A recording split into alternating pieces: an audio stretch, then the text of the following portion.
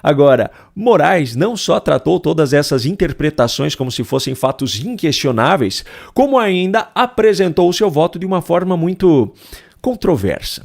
Para entender essa história, eu preciso resgatar aqui um acontecimento recente. Matéria do dia 29 de julho deste ano. Justiça manda Deltan Dallagnol pagar R$135 mil a Lula por caso do PowerPoint. Execução do pagamento foi determinada pela Justiça de São Paulo.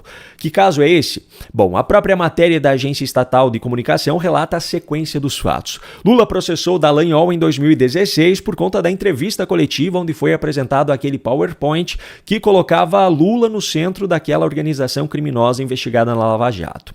Na primeira e na segunda instância do judiciário, o pedido de indenização feito por Lula foi negado. Só que então, em 2022, essa ação caiu no STJ e foi julgada pela quarta turma, que naquele momento era composta por 5 ministros, dos quais 2 haviam sido indicados pelo próprio Lula aos seus respectivos cargos e outros 2 haviam sido indicados por Dilma Rousseff, companheira de partido de Lula.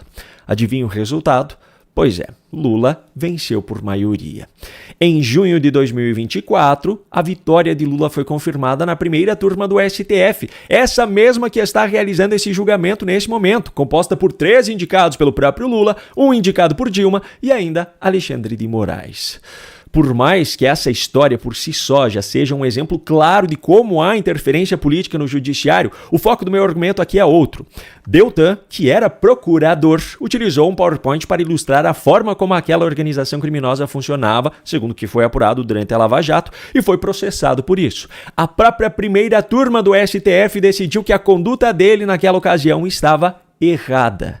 Só que agora, nessa mesma primeira turma, Alexandre de Moraes, que é ministro, ou seja, magistrado, ou seja, alguém que deveria apenas analisar as provas e julgar o caso com base na legislação vigente, utilizou também uma apresentação em PowerPoint para sustentar todas as acusações que ele mais uma vez demonstrou querer convencer os demais ministros e a opinião pública de que são verdadeiras.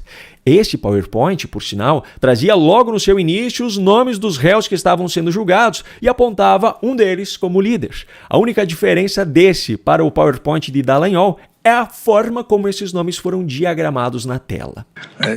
E nesses 13 momentos, eu pontuarei o que as provas apontam. A pergunta que fica é: por que um procurador não pode